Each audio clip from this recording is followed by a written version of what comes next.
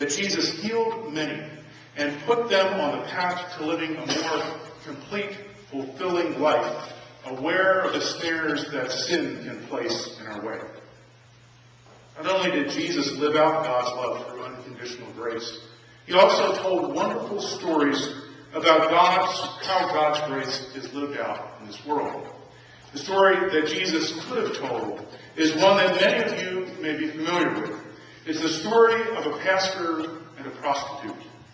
You may have heard the story. Some of you have even read it this week. But for those of you who haven't heard it, it's a compelling example of what grace looks like. Years ago, a pastor named Tony Campolo traveled to Honolulu to speak at a conference. Upon arriving, Tony went to his hotel and fell asleep.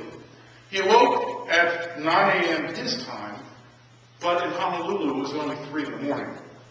Wide awake and hungry, Tony walked to a small diner near the hotel for some coffee and a donut.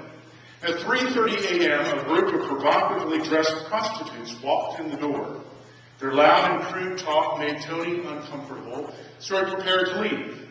But then he heard one of the women say, "Tomorrow's my birthday. I'm going to be 39. Her friend sarcastically responded, "So what do you want from me? A birthday party? You want me to get you a cake and sing a happy birthday?" "Come on," said the woman. "Why do you have to be so mean? I was only telling you, that's all. I don't want anything from you. I mean, why should you give me a birthday? I've never had a birthday party in my whole life. Why should I have one now?" When Pastor Tony heard those words, he made a decision. He stayed in the diner until the women left. Then he said to the owner, "Do they come in here every night?" "Yes," he said. "You can set your clock by it." Pastor Tony said, "What's the name of the woman whose birthday it's going to be?" The owner replied, "That's Agnes."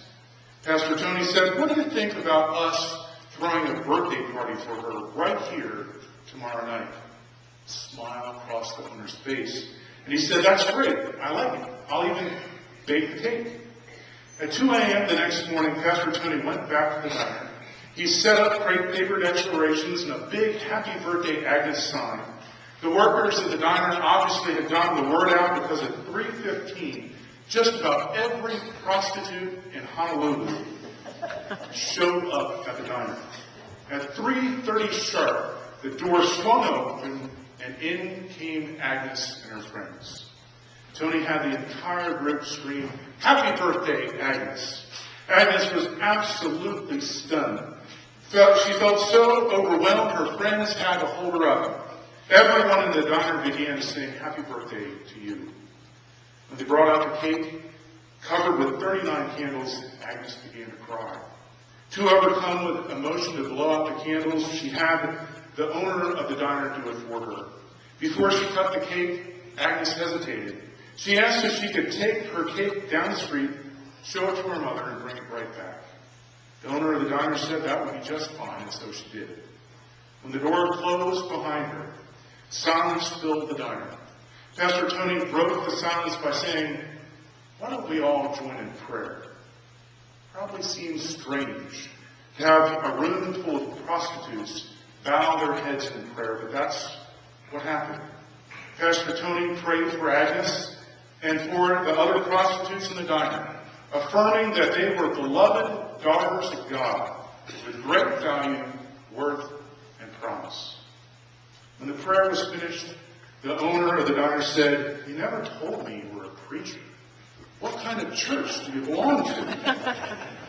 In a moment of divine inspiration, Pastor Tony said, "I belong to a church that throws birthday parties for prostitutes at 3:30 in the morning." A church that throws birthday parties for prostitutes. Such healing, life-affirming, freedom-granting forgiveness and acceptance is what Jesus' love is all about. It is what continues to draw people to Christianity, and it is the message that our friends and neighbors, co-workers, and acquaintances need to hear about, especially those who have been scared away from Christianity by those who have given God's love a bad name. But we must remember that this grace does not mean that we can accept God's grace and then live any way we please. That would be, in Dietrich Bonhoeffer's words, cheap grace. Yes, God loves us as we are, and Jesus is ready to forgive no matter what's been going on in our lives. But in accepting us as we are, God's hope for us is that we'll become something more than we are. Once we accept God's grace, God expects us to live differently in light of such love. Just as Jesus sent the woman in this morning's gospel away with the words, "Neither do I condemn you. Go your way, and from now on, do not sin again." I don't know what kind of guilt you're carrying around today, but I can tell you that you don't have to own it anymore. God is more than ready to welcome and forgive. Jesus wants to do for you what Tony Campolo did for Agnes and all her friends. Jesus wants to embrace you with love and let you know that you are beloved sons and daughters of God with great value, worth, and promise. Amen. And now, as you're able,